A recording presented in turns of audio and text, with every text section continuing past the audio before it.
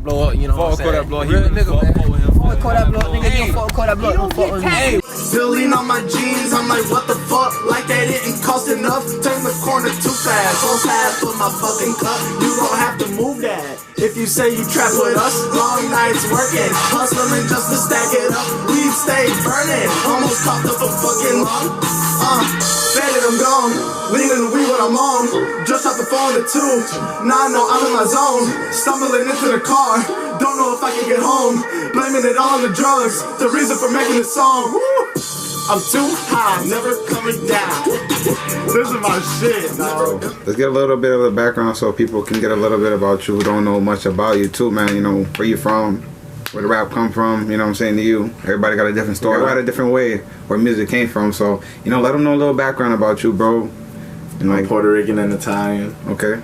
So you know how that go. I'm not white, so don't call me that. We Spanish on the side, you know what I'm saying? We repping for all of that.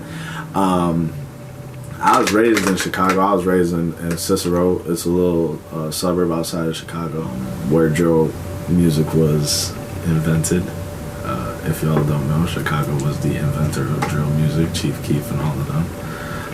I was listening to Chief Keef before he had dreads. That's how far back we go. Talking like 2007, 6.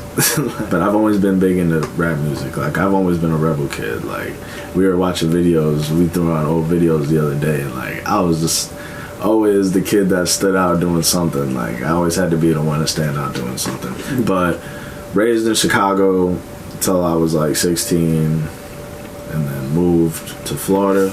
You know what I'm saying? Pops lost his job after like 30 years of working with a company that said they couldn't use him no more, which is crazy. You know what I'm saying?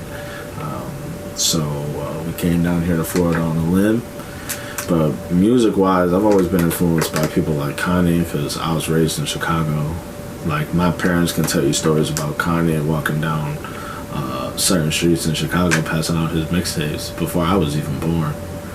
You know what I'm saying? We're talking like 92. You know what I'm saying? 90, 91. And my parents were big into like the music scene and shit. You know what I'm saying? Like they never were entertainers or anything, but they were big into like going to see music. And my pops is a big like music guy. You feel me? He's not just rap, but he's big into like classic music and rock and roll, R&B type shit. You know what I'm saying? It's not just rap music. Like I got my first ever iPod Nano or some shit. It was in like 2004 when they first came out, like the first ever ones with like the turn little knob on them. You remember those ones that used to? Yeah, that's what the original, the thick ones. You throw that somebody knocking you out. Right? My pops had already preloaded all that shit. I got it for Christmas. It was already preloaded with a bunch of songs on it. One of them was one of the songs I'll never forget was Gucci Mane, So Icy. So that was like going back as fucking far as I had Mike Jones' first CD that he ever came out with. You feel me? So I've been listening to all kind of music, man, for a long time. Yeah, music, especially like you talking about Mike Jones. That's like what 2004, 2003. That's throwback. Yeah, boys don't know about Mike Jones and Paul Wall. That was the hits back in the day. Yeah, I was listening to a lot of shit. Boozy was even popping too, man. Yeah, I was listening to a lot of shit back then. A lot of different shit. So you telling me too? You said after you left Chicago, you came out here to Florida. Was you out here Central Florida? Yeah, I moved right to St. Cloud. Where? Tell me about that a little bit, man. How was that? You know, it was a culture change. People, you know, like, yeah. How was that? It was a culture change. Yeah, it was a culture change because where I'm from, I originally came from Chicago, but I moved to Rockford, and if you look at Rockford, it's like one of the more deadliest cities in America. You feel me? And I went there, but I was one of the standout kids because, like, most of my schools, you know, gangbangers and black kids, you know what I'm saying? And that's, I stood out, but then I came here and it was like, I was expecting, because like everybody's on their bully up there, you know what I'm saying? Everybody trying to check you and see what you're really about, you know what I'm saying? There's gangs and shit. There's not really no gangs and stuff, you know what I'm saying? They're not really banging out here like that, you know what I'm saying? So there was really like, I went to school with like real G's, like real gangsters, you know what I'm saying? Like real GDs, real Viceroys, real SDs, real Latin Kings. Like I went to high school with these people, so there was always only a bully trying to check somebody. So when I came here, I was on my bully, like expecting them people to be like, okay, what's up? Nah. You know what I'm saying? And then I kind of was like, yo, it's not really, I need to chill out because it's not really like that down here, you know what I'm saying? And then it was like, but it was weird because then I got to experience more like the racist shit going on down here, which was like Confederate flags. I'd never seen a Confederate. I'd never seen a Confederate flag until I moved to Florida. My whole life, I'd never seen one. I thought it was crazy. The first time I ever saw it, I was like, wow, that's insane. Motherfuckers just got it right here in the school parking lot. It's right there on the back of the truck. Trust me, it's been like that for years. That's crazy, man. I can't believe that shit. I was like shocked and awe. Like, damn. Music. I started making music summer 2015. 2015? 2015. Okay. Or at the end of, maybe like the end of 2014.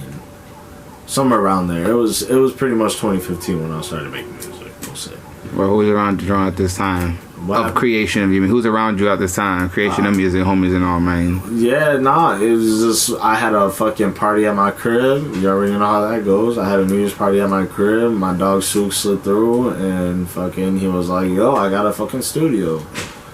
I ain't never fucking rapped before, but I'm a rap fan. And then he just happened to already been rapping for a long time. And then he had a couple other boys that were rapping and shit. And then that's how that happened, you know. But I wasn't really good back then. Major. We dropped one song, got like fucking 2,000 plays in like 4 days. But other than that, we were really like, you know what I'm saying? Sooks was the creative in that. Yeah, Sooks definitely had that creative mind with it, because even before then, I was always chilling with him. He was rapping too. It'd be Siphon and Mallard Palm, man. Yeah, they've been rapping since they were kids. Taz is one of the most lyrical people I know. Nick Nasty as well, even though he don't even rap no more. He'll still take your money in a rap battle, because that's just how nice they are with their bars. Word. Yeah, word. He's nice with it, bro. Yeah, no, they can really, really rap. Like they can, like, I'm talking like some Eminem flow, like, really, like, they can really spit, like, and I'm not even talking like spit like they gotta go and write some shit or they wrote some shit down. No, like right here on the spot, they can do it right here, like what you want to do. Like, we don't gotta write nothing down, we can do it right here, like, you know what I'm saying. That's how we used to go, though, you know what I'm saying.